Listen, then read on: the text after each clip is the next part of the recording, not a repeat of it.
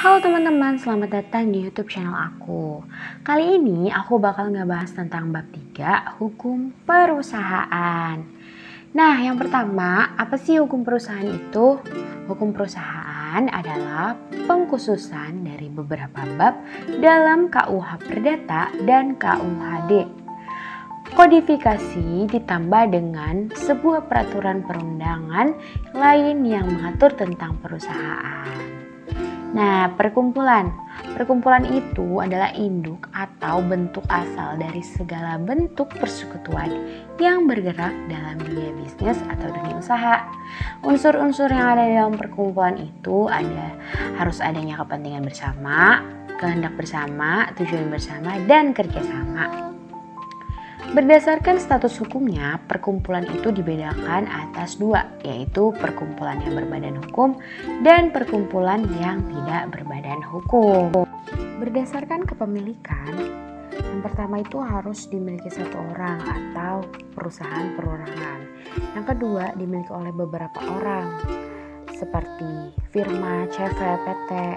Nah, yang ketiga itu dimiliki oleh negara yang disebut dengan perusahaan negara.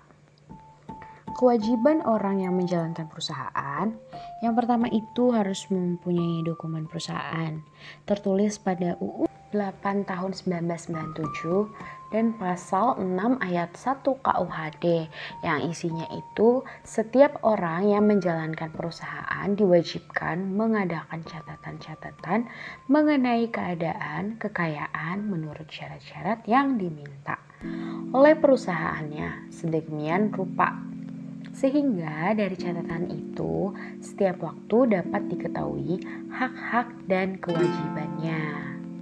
Yang kedua itu harus adanya pendaftaran perusahaan. Pendaftaran perusahaan ini diatur juga dalam Undang-Undang Nomor 3 tahun 1962 tentang wajib daftar perusahaan.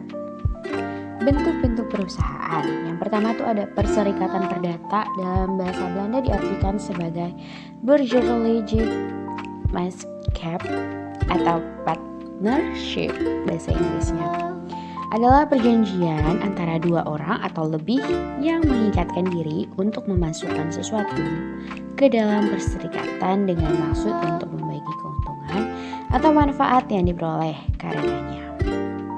Nah, ini diatur dalam pasal 16-18 KUH Perdata. Perjanjian yang dilakukan dengan cara tertulis, bagaimana yang harus dimasukkan ke dalam perseroan, cara kerja perseroan, tujuan kerjasama dalam perseroan dan pembagian keuntungan, lamanya perseroan beroperasi, dan juga lain-lain. Yang kedua itu ada persekutuan firma atau FA.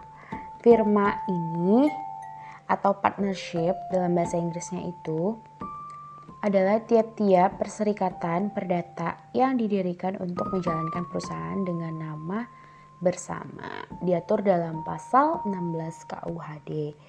Firma merupakan perserikatan perdata khusus, yaitu satu, dapat memakai nama bersama, dan yang kedua itu mengenal sistem pertanggungjawaban pribadi untuk semua. Lanjut. Persekutuan komanditer atau shifi itu adalah persekutuan antara seorang atau lebih sekutu yang bertanggung jawab secara pribadi untuk seluruhnya pada satu pihak, dan seorang atau lebih sekutu yang hanya menyerahkan uang pada pihak modal ke dalam persekutuan. Persamaan dan perbedaan antara shifi atas saham dengan PT. Shifi ini, persekutuan komanditer, adalah suatu badan usaha yang mempersekutukan modal dananya dari dua orang atau lebih. Cara mendirikan shifi tersebut itu adalah sebagai berikut ini.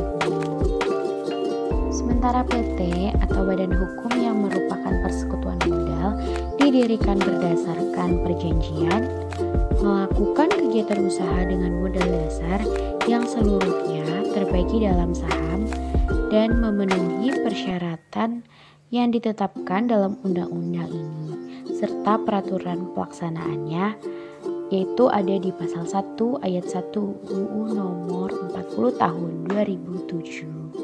Karakteristik PT sendiri pun adalah pemegang sahamnya tidak bertanggung jawab lebih dari nilai saham yang diambilnya dan tidak meliputi harta kekayaan pribadinya. Ini ada di pasal 3 ayat 1. PT juga terbagi menjadi 2 macam, yaitu PT terbuka dan PT tertutup.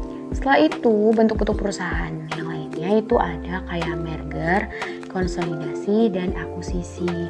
Nah teman-teman, jadi kayaknya ini aja nih yang bisa aku sampaikan ke kalian semua. Jadi kalau misalnya ada kekurangannya, aku mau maaf banget karena kita sama-sama belajar bersama. Nah setelah ini bakal ada video-video menarik lainnya di bab-bab selanjutnya. See you!